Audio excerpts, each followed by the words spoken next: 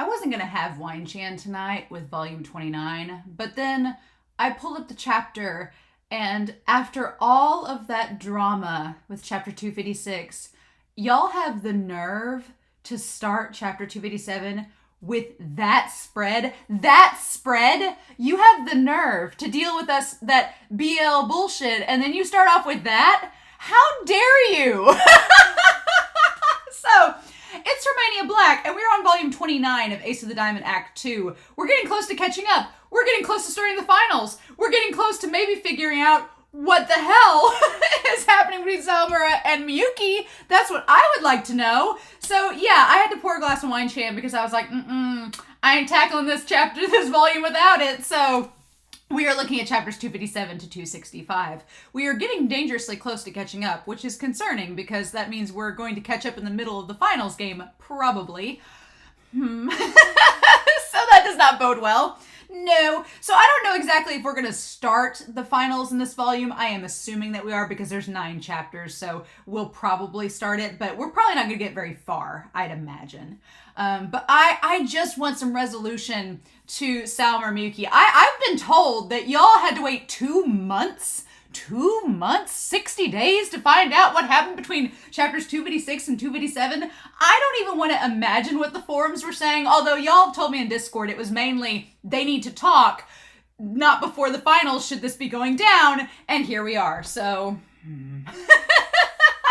I'm like, Terajima, why you doing this? It's just some BL business.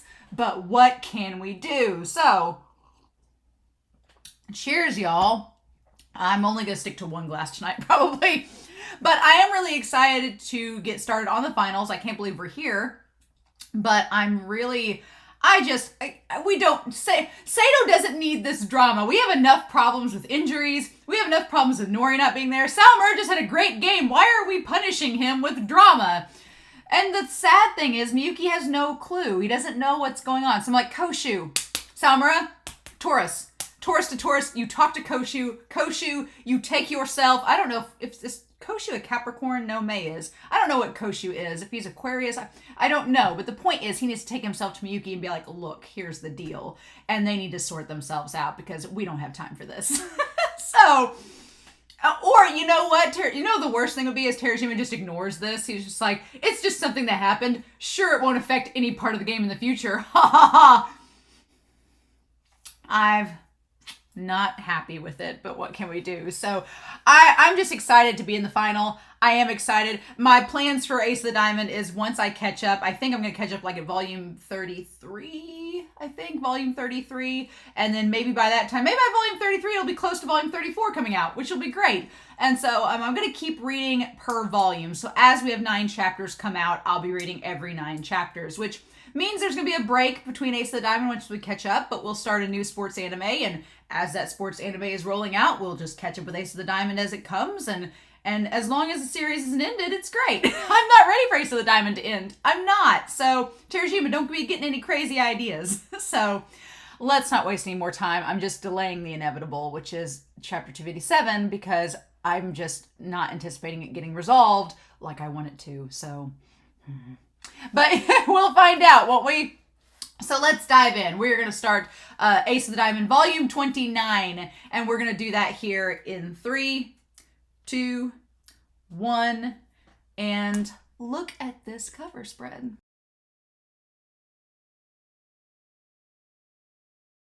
Got a lot of notes for this volume. Holy cow. There's a lot that happened in this volume. There was not a lot of action per se until we got into the final chapters, but it should not have surprised me that we were going to spend most of this volume talking about just setting up between these two teams because they have such history together, and this series has basically been building up to these two teams facing against each other. I mean, it's not a surprise that we're down to Inashiro and Seidou against each other. You could probably said, oh, well, I'm going to call that back when Act 2 started, that there was going to be between them. But we've gone on such a roller coaster to get here, and Terajima does such a good job of making you question whether we're going to get here or not, that now that we're here, all bets are off, because it wouldn't surprise anybody to predict that we'd get Inashiro versus Seidou in the final.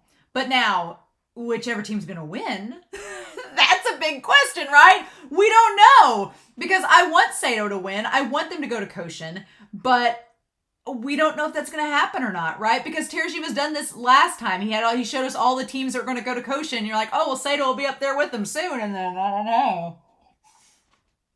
That didn't happen. So, all bets are off. It's like all bets are off. Now we got to see what the hell's going to happen. I don't know. But there was just so much to talk about. So I'm not surprised that we ended the chapter with only 2 chapters about the start of the finals. And we only got 1/2 of an inning in. It's going to be an exciting game because already Terajima has shown us that Seidou can hit Mei's pitches, which was my biggest fear. I was like, Mei has seemed untouchable this entire time, but they can hit his pitches. It's just not going to be easy. So now the question is going to be, can Furuya hold off their defense? That's going to be, can Furuya hold off the offensive strike of Inashiro? That is going to be the big test in the next volume. That's going to be the big question of, is Furuya going to do fine? I think he's going to be okay for the first couple innings. I'm worried because they're like high temperatures, and I'm like, we've established Furuya does not have stamina, but the boy's a polar bear, so... But let's talk about this. I have literally like 3 full pages of notes that should not surprise anyone, but here we go. So, chapter 257. The first years didn't help. They did, but they did not... The whole thing with Miyuki and Sawamura did not go like I'd hoped it had, but I'm like, Terajima, you saucy minx, I know what you're doing. I know what you're doing. You are saving this whole drama and all this business for like some monumental speech or some big moment between Sawamura and Miyuki later. You're saving it for that. Or after the game, you're saving it for it all to come crashing down. I'm not ready for it, but I know what he's doing. He's waiting on it. And so Sawamura, it ends like a damn shoujo BL. Which Sawamura reads lots of them, so why should we be surprised? But the first years, to cut them some slack, what were they going to do? They didn't know what was going on. Sawamura is being cryptic. They're like, we don't know how to help our senpai. So they did what they thought they could do. Asada went and got Kuramochi, which good on Asada. Kuramochi he doesn't want to admit it, but he's a mom, and he's here to help his brother and his teammates out. So Kuramochi has a big heart. He's a good help. So Asada, you did good. And then Koshu's just like, I guess I'm going to go talk to Miyuki because what else could he do? And then Kuki and Seidou were like, I guess we'll just go in the corner and worry about Sawamura. But yeah, Kuramochi, just his big brother face looking at Sawamura when he sees that he's actually not feeling good. And he's like just like the expressions Kuramochi had in this volume were really, really good. Really good. But just the expression of his face, like at Sawamura. And when Sawamura says that he only has so many games left to play with them, and Kuramochi, he's just like you tell he's just like, okay, Sawamura went into full Shinji mode from Neon Genesis. Like, just full on existential crisis. I was like, this is not the time. Not the time for that. But then Koshu, he fetches Sawamura. He goes, Miyuki sends him off like the wolf dog he is. He's like, go fetch Sawamura for me and bring him here. And Koshu does exactly that. And so, of course, because Terajima likes to torture us, he cuts away from that and gives us Asao and Zono. And I'm glad that was called out. I am glad that Kateoka and them, like, we had all that BS in the last volume where Aso was like, I said Asao. Aso was like, I had my girlfriend break up with me. I could have cost us the game. And they were like, oh, thank God you didn't. And then Zono is having trouble with his foot. And so I liked that Kateoka and then was like, okay, you guys got issues? Do we need to go over stuff? Nori had to go through this whole ordeal. Are you guys going to be the same thing? Because I'm going to treat you the same. And Zono's like, no, I'm fine. It was not really anything major. And Aso's like, no, I'm good to go. And I like that Aso, he kind of drew attention to himself to help Zono out a little bit because you could tell Zono was kind of freaked out. And so Zono kind of thanks him later. He's like, hey, thanks for helping me, man. Aso's like, did whatever I had to do. So they're okay. I'm glad we got that out of the way. Check that box off. They're good to go. Glad that's not going to be an issue. But then, God, the sexual tension, it's what it is. The tension between Sawamura and Miyuki, you boys just need to kiss and get over it. Because the tension between those two was palpable this volume, and it was frustrating, and I was like, y'all just need to talk it out. but yeah, so in Miyuki's room, Sawamura, as a fellow Taurus, I empathize. And so I understand his little pouty, like, I'm just not, because I get that way too. Like if I'm sulking and I'm like, if I don't want to talk to you, I'm like, no, I don't like passive aggressiveness though. That's where I get really frustrated because I am not a passive aggressive person. If I don't like something, I'll just say it. I'm like, no, something's wrong. And I hate drama. So if like somebody has a thing, I'm like, hey, can we just talk about this? And what's up? Like I'm not a passive aggressive person and I don't like just beating around the bush. I'm like, let's address the thing now and move on from it. Like that's just me. That's my communication style. So Sawamura sulking, I'm like, just talk to him. But these teenage boys, what we gonna do? And so Miyuki, he doesn't know. So Sawamura's like, well, I'm just like, Sawamura does kind of get to the point of it, saying that they've only got so many games left together and he's worried about that. Miyuki's like, we gotta live in the present. We can't live in the future. And then that's when Sawamura, when he's like, well, you're one to talk. And then he doesn't want to say that he overheard in front of the roommates, which for the record, Koshu looks like dead-eyed the same the entire volume. His one other roommate, I forget his name, but the other roommate looks genuinely worried. Like he's afraid something's going to bust out at any moment. But I will give Sawamura this. It's a little hypocritical. And I think that Miyuki kind of apologizes for it. We'll talk about the apology later in the next chapter. But Sawamura kind of calls him out. He's like, oh, well, you're one to talk, telling me not to worry about the future when you're telling Furuya about going pro after this is all over, like you've already thought it all out. And I just wanted Sawamura to say like 2 more sentences. I just want Sawamura just to tell him he overheard, get it out there in the open, put it out there, just say it. And then move on. But he doesn't do it. And so Miyuki's like, what the hell? So yeah, it does make Miyuki seem a little bit like a hypocrite, but Miyuki's like, it wasn't Miyuki's intention to what Sawamura thinks it is. That wasn't the intent, right? And so I wrote down, like, underlined, I was like, tell him, damn it. And that did not happen. But Miyuki praises him. He praises him. He's like, look, we only won because of your pitching. And he's like, I'm counting on you and your ace skills. But the thing of it is, it rings hollow to Sawamura because Sawamura's like, well, yeah, you rely on me, but you don't rely on me enough to tell me your deepest, darkest secrets. I'm like, what are you, a couple? I'm like, just... So I'm like, Miyuki's praising you, Sawamura. You just got to take it like that. And Sawamura just can't because he can't get over it. And Sawamura's like, well, I know what to do, so I'm going to throw to your mitts, so just brace yourself for that. And Miyuki's like, brace myself? What? And Sawamura thinks he's being lame. Now, here's the thing. Sawamura, again, I can totally empathize because Sawamura is mad, but he realizes he's being mad for a stupid reason. He's like, why am I being mad at Miyuki? Why am I getting mad at him? It's not helping anything. He's like, I was lame. He's like, I'm taking it out on Miyuki, and Miyuki doesn't even know that I overheard. So Sawamura is self-aware, which is good. And I think that comes into play later on.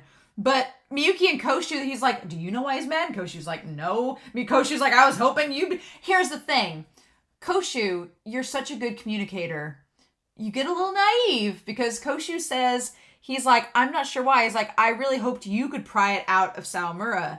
And Miyuki's like, and I'm like, Koshu, honey, you are perceptive, but Miyuki is not a good communicator with Sawamura. No, he is not. And I was like, him prying what out, Sawamura? Miyuki's not going to do that.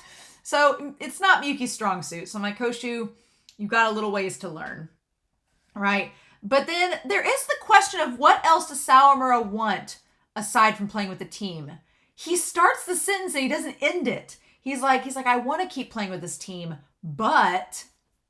And he doesn't answer the question. So I'm like, Terajima he's just putting that in his back pocket and saving it and being like, I'm going to bring that dialogue out later on in this game and just whip it out here for y'all. Probably when Sawamura is talking with Miyuki about something. So I'm like, why, Terajima, are you doing this? But anyway, so we cut from that to the coaches realizing that Nori's... Basically what we've talked about in the Discord is that Nori's bullpen move could be seen as he was a sign that he was unhappy, and it was kind of like a little bit disrespectful to the coaches. Like, it came off well to everybody in the game, but in hindsight, it was like a straight shot at the coaches, and they kind of talk about that. And Ray mentions that she wants to take him to a specialist. She's like, let's get a second opinion, clear all doubt, make sure he can or can't pitch for Koshin, and go from there. And I'm like, Ray, good on you, girl. Like, make sure that we get a valid opinion about this. So I'm like, good. And then I love the contrast. And it's not really even a contrast, but it's a focus that Kataoka, he says we need to be a team in order to win this. We have to all work together as one and be a team. We are a team of individuals that make one big unit. Whereas with Inashiro, they're kind of the opposite. They're a big unit made from individuals. So there's not the exact same camaraderie. You can even tell it in the next chapter, like how Inashiro and Seidou are very different in how they interact off the field. You can really tell that. But yeah, Kunitomo just sitting there with his big dick energy, just like sitting there with his legs spread open, like as his nameplate comes around the top. I'm like, he's the most intimidating of all the coaches. I'm so intimidated by him. I would not be able to stay in the same room as him. I'd have to walk out. Like, I think I could handle Kataoka. And Raizo, I just want to sit there and be like, and listen to him tell dad stories about Raichi. But Kunitomo, he'd crack his neck and I'd like faint. So there's that. But he's like, every player knows their position and won't take it for granted. And I'm like, yes, sir. Which makes his moment with Mei even more hilarious later on. So then chapter 258, everybody's watching the tape, and everybody on Inashiro's team is watching the tape.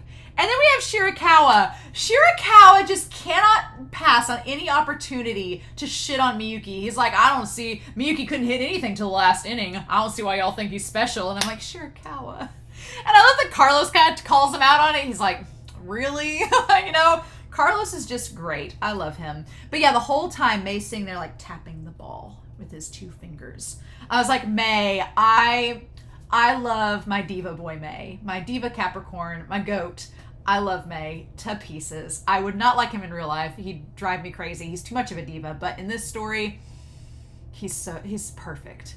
And I love any chapter that he's in because he can't help but steal the show, right? So I like that the captain, he calls, Tetsu is his name, Tetsu Fuyu-chan.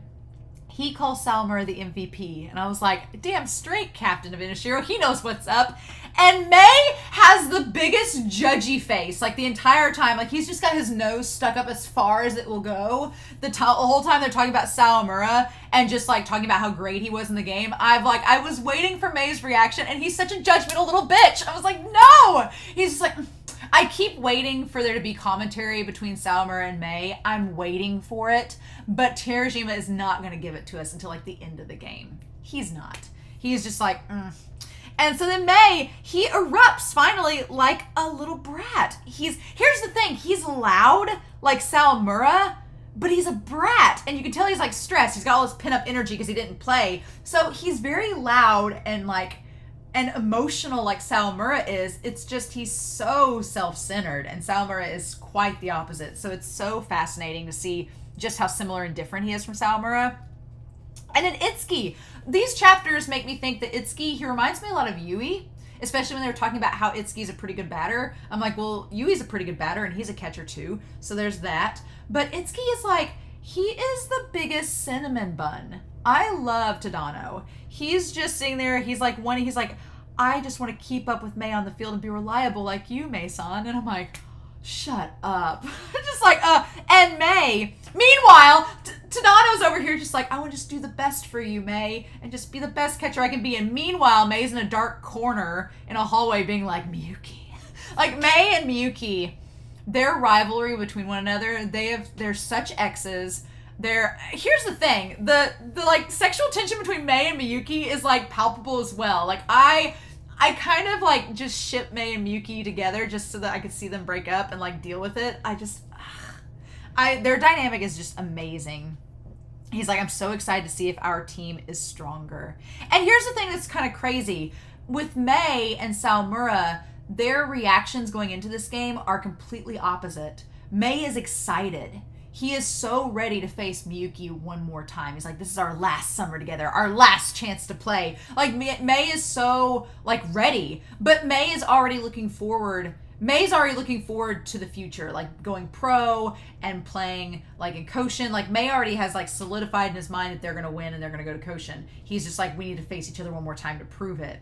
Sawamura's kind of the opposite. He's freaking out because he's like, there's so much ahead of us that we just have to take it one step at a time, but each step is huge, and he's just kind of freaking out. So, and he doesn't want it to be their last summer. Like, he doesn't even want to say that it's their last summer. So Sawamura and Mei kind of go into these matches in very different ways, which is interesting. And so then we get Tato versus Kasagaichi, and Ugamori versus Neo Gakusha on July 27th. And we have Yamaoka is the power hitter for Inashiro. Sao Tome, who kind of looks like Chris a little bit, and Tsukasa are the outfielders. Akamatsu and Hirano are pitchers, and Hirano's kind of like Nori, has the same vibes, right? You could even say Hirano's like Kaneda, kind of the same thing. And then Miyuki calling Naramiya a sly dog for hiding that pitch from the tournament. I'm like, you knew that May was going to hide that pitch because he's a petty bitch. But Miyuki, that face he makes, again, total X vibes. So I did want to make note. With Inashiro, they have the Rhapsodo tech that's being used like the pitching machine for Inashiro. And it's interesting because it's like, man, the finest money can buy you, huh? It makes me get a much greater appreciation for like the underdog teams like Yakushi, who Yakushi was like so proud that they had like one regular pitching machine. And like maybe they got up to like 3 and they were like, we're so happy. And then Inashiro has this like drone powered technology that's probably thousands and thousands of dollars. So it's interesting to see that dynamic and how it's different. That Inashiro is clearly like the upper class elite team that gets the finest things. And that's cool. They've earned it, right? But it makes me get a much bigger appreciation for like the underdog teams like Kikuchi, who are just, they make it work for having so little. Right? It's interesting. But it goes a long way to make May a better pitcher. Although, I will say at the end of chapter 258, I like the sound that the reporter noted that May's greed knows no limits. And that he is always seeking ways to improve himself. And I wonder if that's connected to what Sawamura was getting at, the sentence he couldn't finish, where he's like, I want to keep playing with my teammates, but I wonder if he wants to be a little bit greedy like May and make himself better. Because Sawamura is similar to May in that he constantly looks for ways to improve himself and for ways to improve his techniques. He's always looking for that way to make himself a better pitcher. And that's a lot like May. May is just very greedy and selfish, and Sawamura is not. So it's interesting to see the reporter describe May like that when I'm like, Sawamura is a little similar to that. That's interesting. So chapter 259, we find out, we get confirmation, that's baseball elbow, kind of like tennis elbow, with Kawakami. And the one guy is like, don't play now so you can at Koshin. And it's like, that's been what we've been saying all along in the comments. Like, just stay out this round so you can play at nationals. And it's like kind of Nori's wake-up call that, yeah, this could be something serious. And I like that the physician is like, don't be stupid. Like, I like that he basically tells him, he's like, this could be serious if you don't sit out this game. If you just wait a week, you might be fine for nationals. And I like Nori's like, okay. So we cut back to Furuya. He's back to normal, which is good. I want Furuya to do well against May. I want him to do well against Inashiro. I'm at this point in the series, we've come to like Furuya and Sawamura so much that I want them both to do well. They have to do well to beat May. They just have to. That's the way they've got to do it. And Ochiai is still pushing him to be the top pitcher in Japan, which is interesting. It's a lot more toned down. It's a lot more toned back, cut back, but he still mentions it to Furuya, but it's a lot more toned down, right? And that kind of connects to what Miyuki tells him.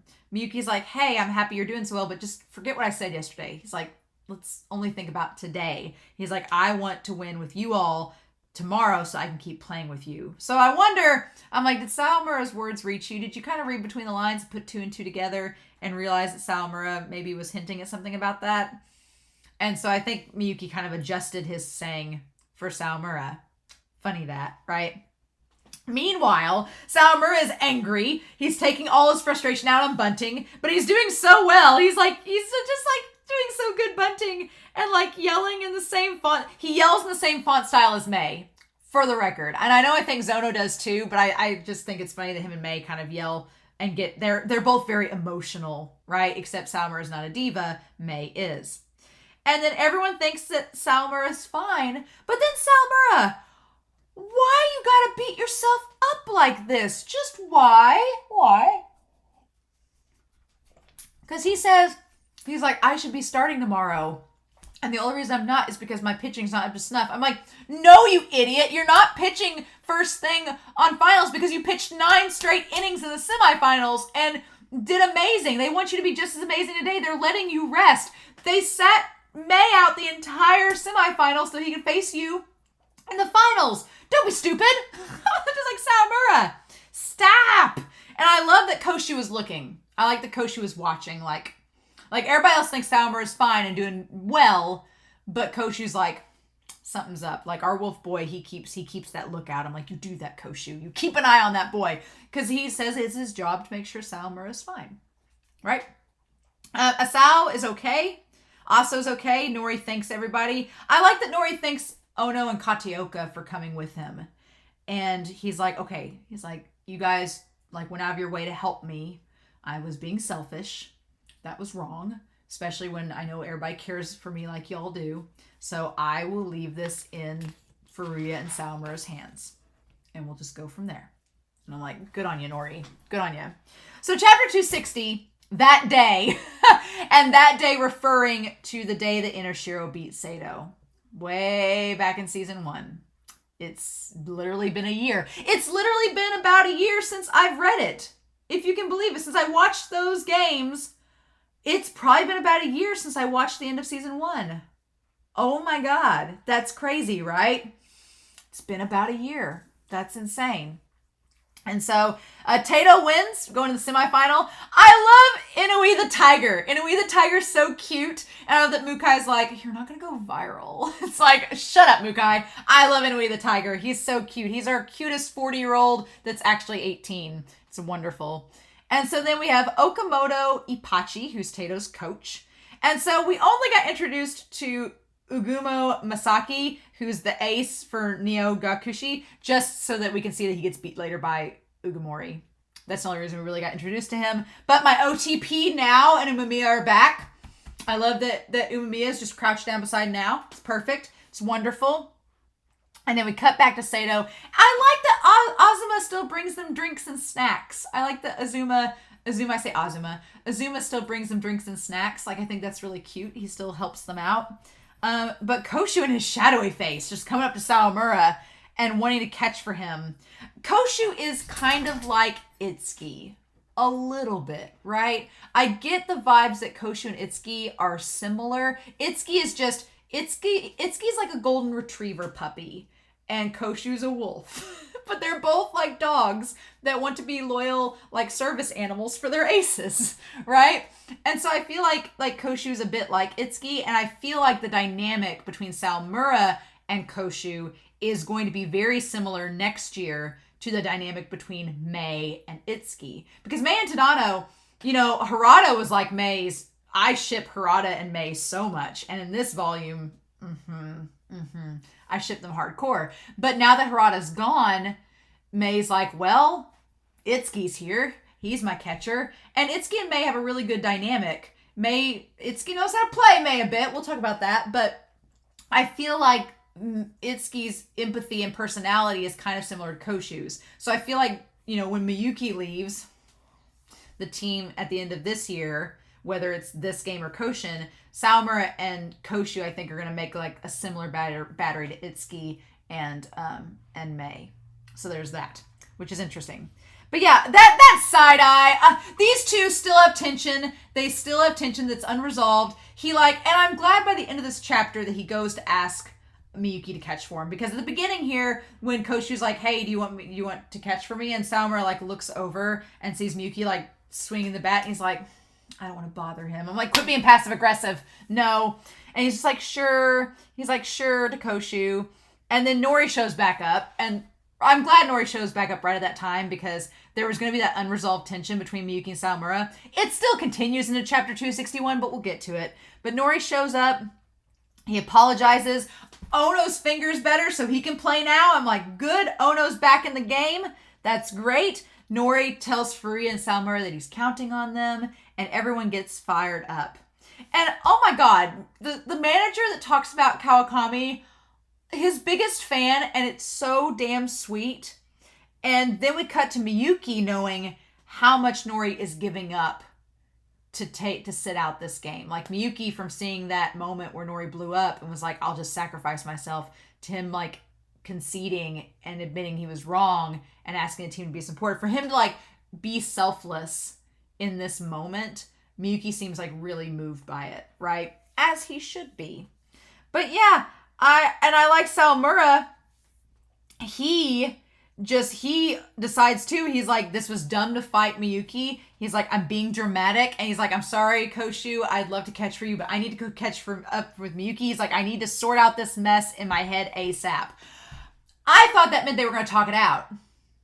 No, but we'll get to that. But at least he knew that he needed to see Miyuki to quit being awkward and to quit having that tension between them. He's like, Nori is sacrificing him playing in this game for me. I need to get my head on straight. I'm like, yes, you do. And so for Nori's sake, he goes to catch for Miyuki, and Koshu's like, fine, that's okay. And then we see the flashback of the defeat between Inashiro. Man, how the style has changed from Act 1 of the manga to now is crazy. I like Act 2 style. I've had some people in the Discord say they like Act 1's style better.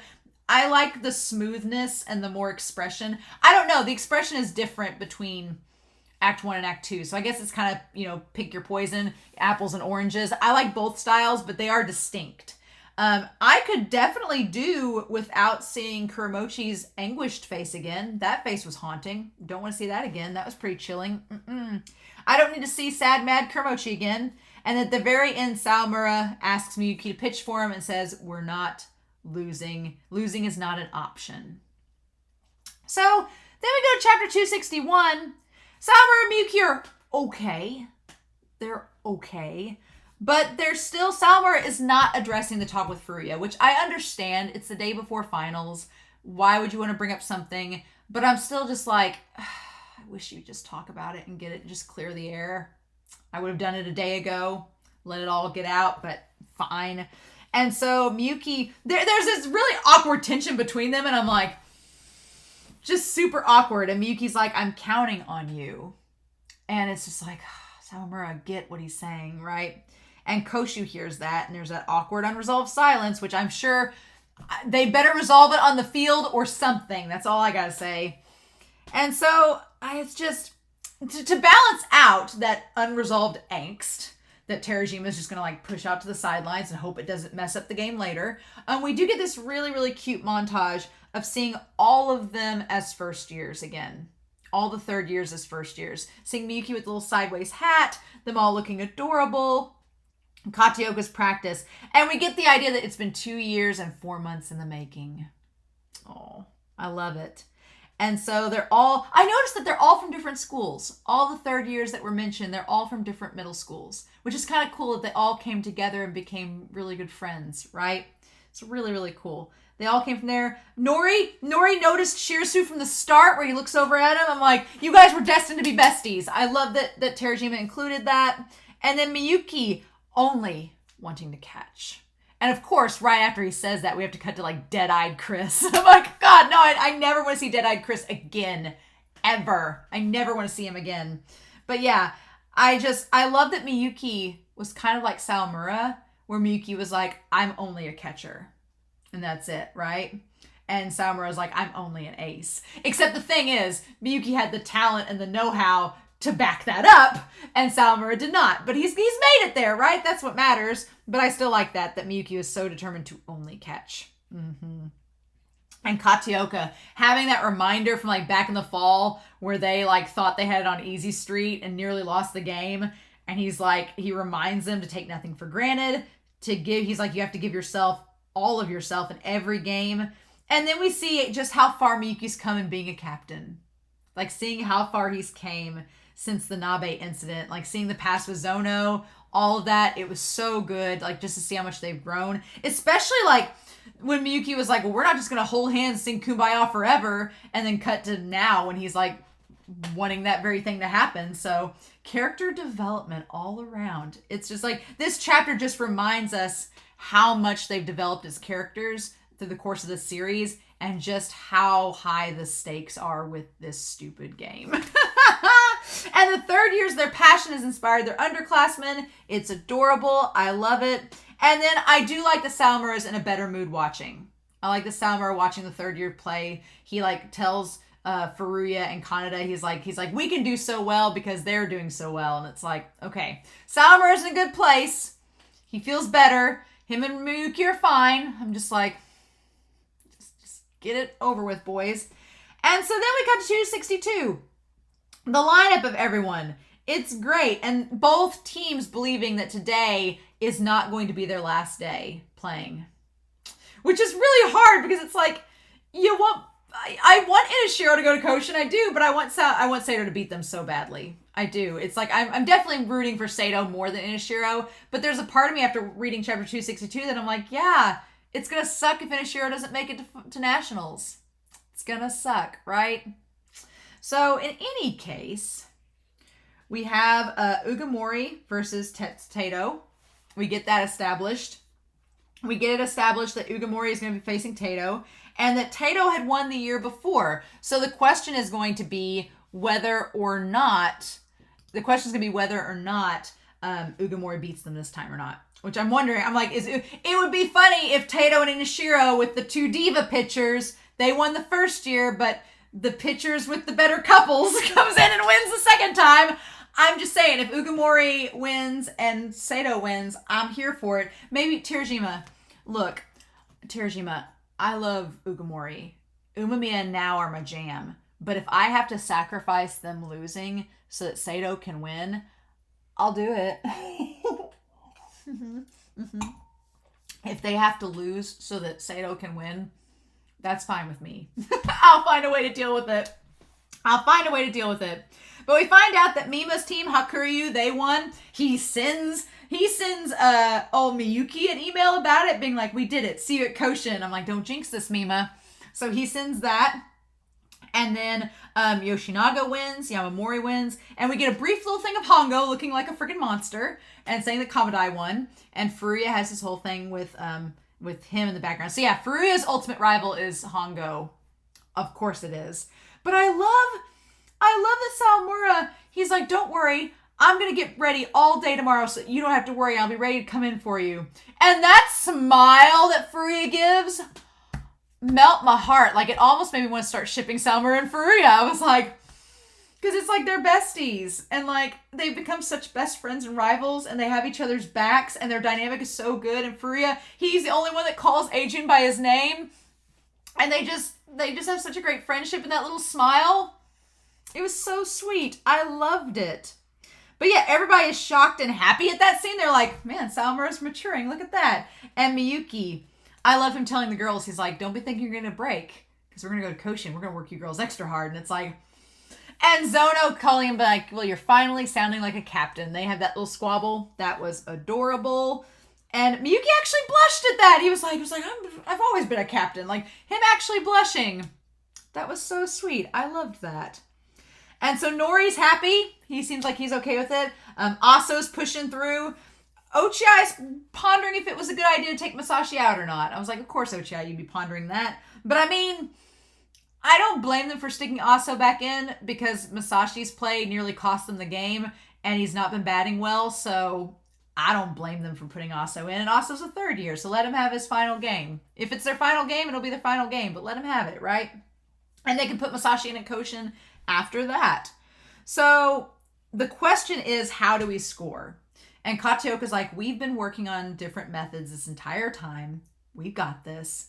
We've been trying to work out how we're going to face Mei Narumiya. It's okay. We've been doing plays against him. And they're going to rely on bunting, which we established Sawamura has been a kick-ass bunter. So I'm like, if Sawamura somehow bunts on Mei's ball and manages to get somebody to base, I'm going to be all about it, y'all. I'm going to be all about it. So let's hope that happens. I'm like, I just need Sawamura to like bunt on Mei's pitch and it be like the best play in the game, and Mei just be like, what? I need it to happen. So yeah. So then we cut to I wondered if Aso had clippers in his hands. He did. I was like, in the moment, in the reaction, I was like, what kind of phone is that? And it was clippers. And then June.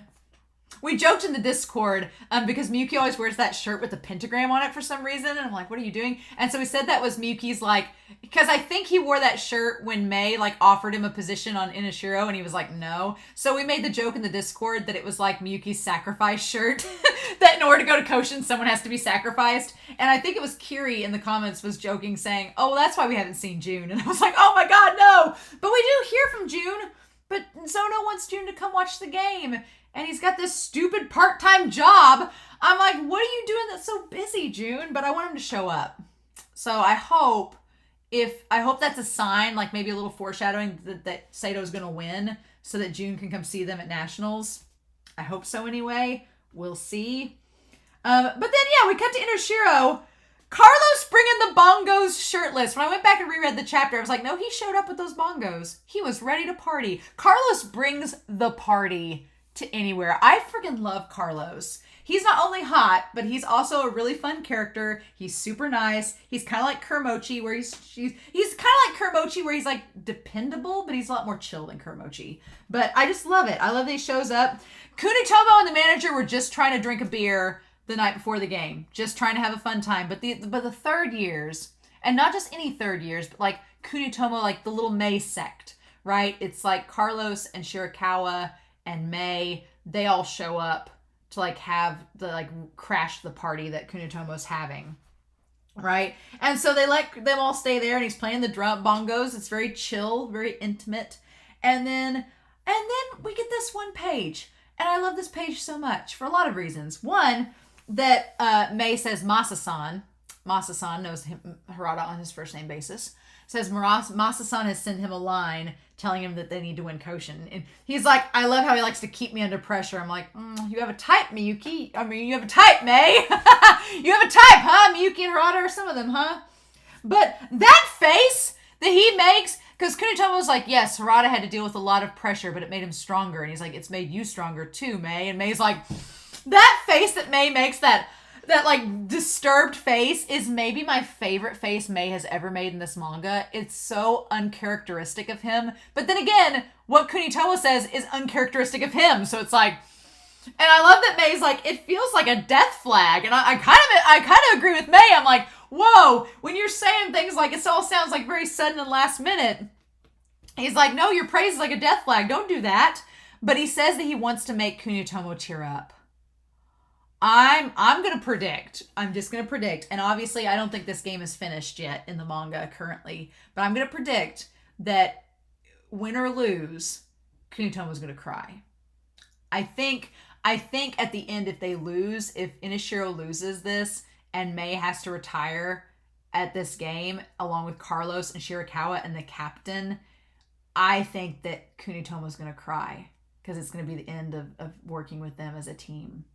I think that's what's going to happen. I think he's going to be like, you gave it your all, and there'll be like a solitary tear stream down his cheek. I want it so badly, but you know what? We'll just see if that happens. I want Kunitomo with the solitary tear, just the solid one, the little single one going down the face, and for Mei and them just like weep. I want it so bad, but we're not there yet. So we're on chapter 263 instead. We're plenty far away. The duty of a captain. I love that Miyuki has his eye mask. It's like such like a little thing. It's just the tiniest little detail, but I love that it like gives him personality. He just always has his eye mask on. And so nobody could sleep, which luckily I was a little worried at first when they said nobody could sleep, because I was like, oh god, Sawamura, Furuya, and Mei and Miyuki couldn't sleep. But then we find out later Mei and Itsuki are in the same boat, and I'm like, okay, good. As long as both sides couldn't sleep and they're on equal playing fields, I'm fine with that. I'm like, okay, good. Glad that we got that settled. But yeah, nobody could sleep. I love the moment where they all are meeting up on top of the hill. Like, I love Miyuki walking up and seeing Sawamura and Furuya already there stretching, and he's like he knew, he kind of knew they'd be there too, but he was glad that he was proven right. And then that shot of the three of them walking up the hill, like, that got me, because I'm like, regardless whether they beat Inashiro or not, it's like those moments where they're walking up the hill together, they're not going to last forever. And it's like, just tears. I don't like it. But yeah, so they all get together. Aso buzzed his hair off. Zono completely shaved. He went full Tamba. Zono went full Tamba. And I love Kurochi's face like, oh my god, you did. You totally shaved. What the hell? But yeah, we get to the stadium. Terajima makes extra note that it's going to be high temperatures today. Extra notes. High temperatures today. Just so you know. Oh my god. Just so you know. Can't do it. I'm like, is this going to be a test of Furuya's stamina? Like, no. And so there's a lot of people there. Like, Sawamura's mom's shown up. That's good. One of the cheerleaders, was that her girlfriend in the Planet of the Apes shirt? I was like, she was kind of blushing in the picture. I'm like, what is this? And third years are back to watch, right? I love Tetsu's, his like lone wolf shirt. It's great. It's great. But yeah, Miyuki loses to rock, paper, scissors. Senko was like a one-hit wonder. Senko was like the one time, which honestly they didn't even need. It's funny because at the time when Miyuki won against Ichidai third, the rock, paper, scissors, I was like, oh, well, it's foreshadowing that last inning is going to be really important. I guess not, but in the end, so Captain Fuka-chan, he's the rock, paper, scissors champion. And then, it's funny. It's funny, one, the thing that Mei says about Masashi, because they say that Masashi is not playing and Aso's in left field. And this part's curious. One, Mei wanted to face against Masashi, which is pretty cool. That Mei values Masashi enough, but he also wanted to test out and see how he was as a batter. But the other thing, he calls Yuki Tetsu-san. Like, he calls him on a first name basis. When was that a thing? Like, he calls Masa on a first name basis, and he calls Kazuya on a first name basis. Does he just believe he's that well known that he can just be on a first name basis with anyone, but he won't do that with Sawamura? I'm just like, wait, what? So I'm like, when did Tetsu and Mei become on a first name basis? When did that happen? The only thing I can think of is that Harada and Tetsu seemed like they were good friends, that they were like rivals. So maybe like Tetsu's hung out with Harada and that's how Mei's gotten to know him. I was like, wait, what? What is this? That's interesting. So there's that. And then we have Itsuki being nervous because he couldn't sleep. But Mei turns around and cheers him up, being like, hey, I couldn't sleep either. Even being a third year, you still get nervous when it's the finals. Like, in a rare moment of Mei being kind and considerate to Tadano. I was like, that was really sweet. I like that moment a lot. And so then Miyuki gives the captain call. It's great. Furuya, and he's given the captain call.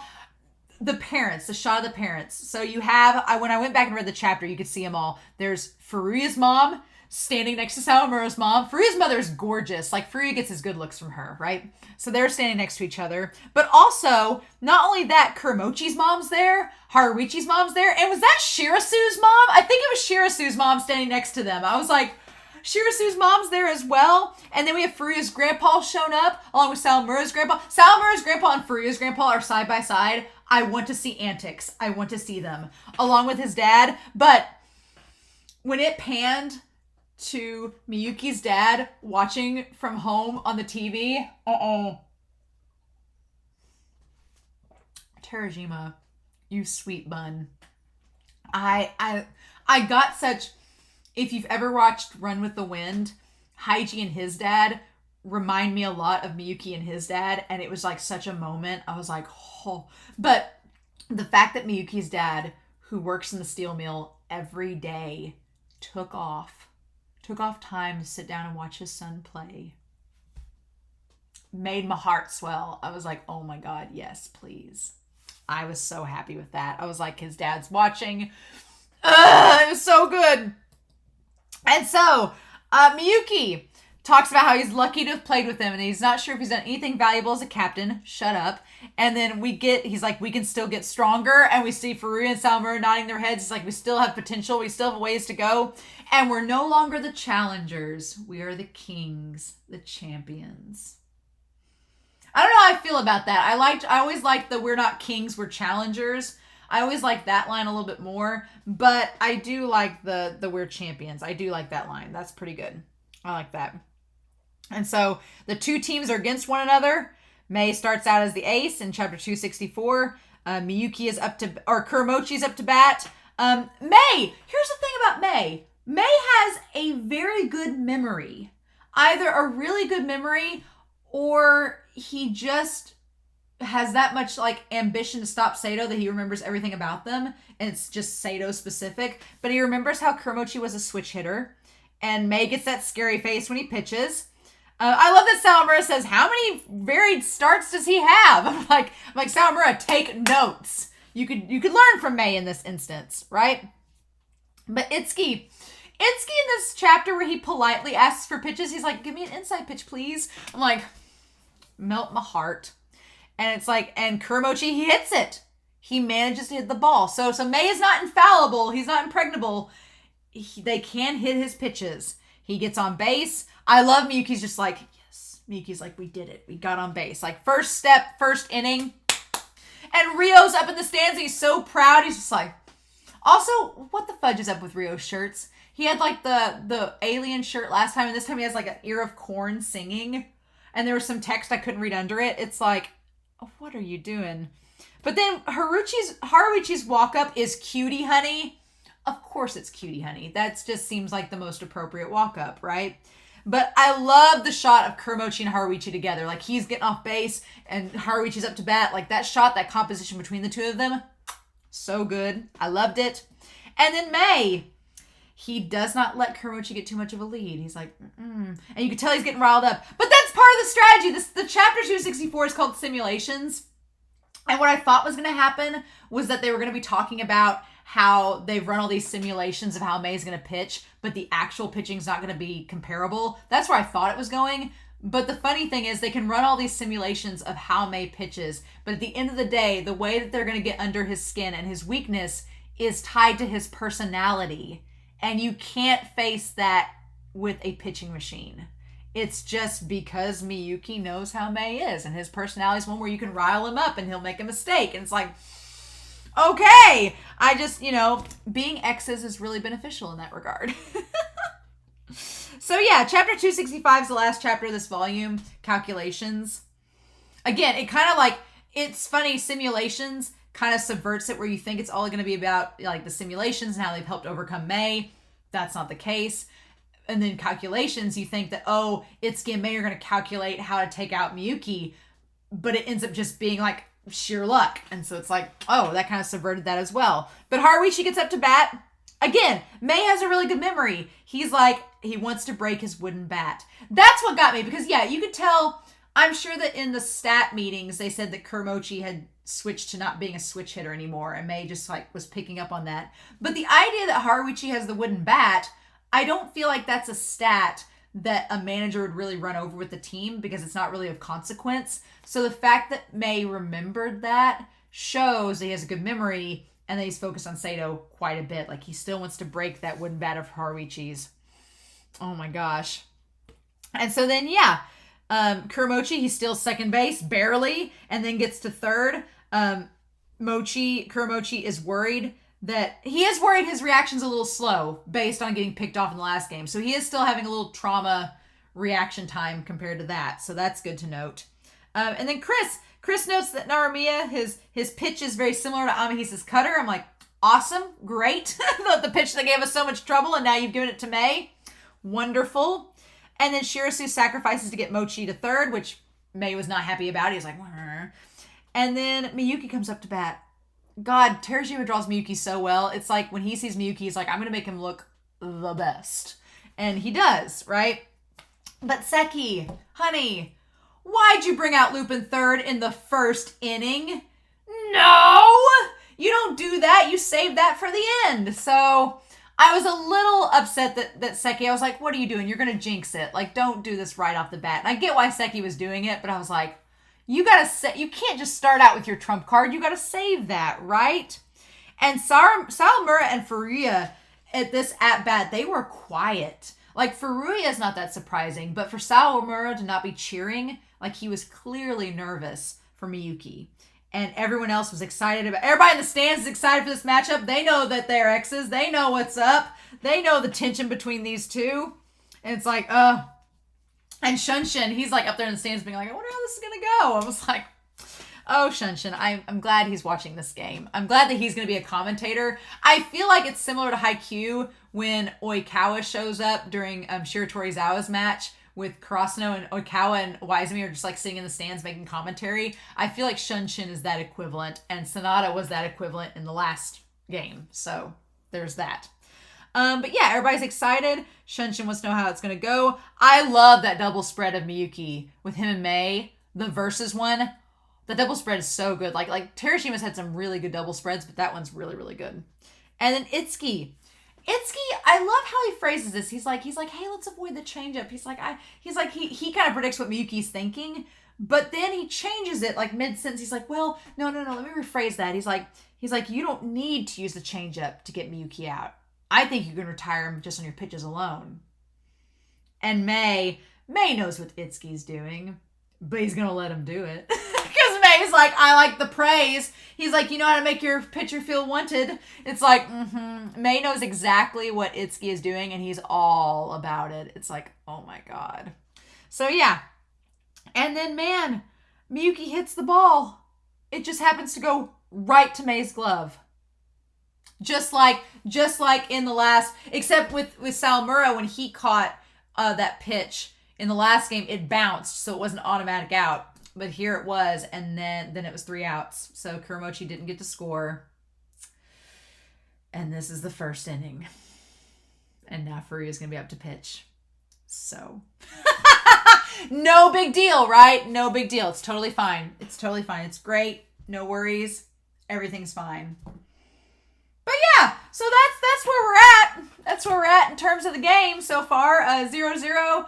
Kuramochi could have got home, but that pitch right to May. So I am a little frustrated that Sawamura and Miyuki have not totally resolved their drama. That's probably going to come up later. I'm like, Terajima, do not make this a plot point that is a bad thing. Please don't. I don't want it to be. So I'm really curious how it's going to go, but I'm hopeful it'll be okay in the end. We'll see, right? Right. So I'm very curious to know your thoughts down below. This game is just getting started, and it's gonna be interesting. We didn't really get much out of these last 2 chapters. They were more like getting in the psychology of what their plans are, and now we're just now getting into the action. So I'm gonna be curious to see what ends up happening between them. So in any case, I'm curious to know your thoughts down below. But I hope you all have a wonderful week. Please stay safe, take care, and yeah, I'll be back next week with Volume 30 of Ace of the Diamond Act 2. Bye.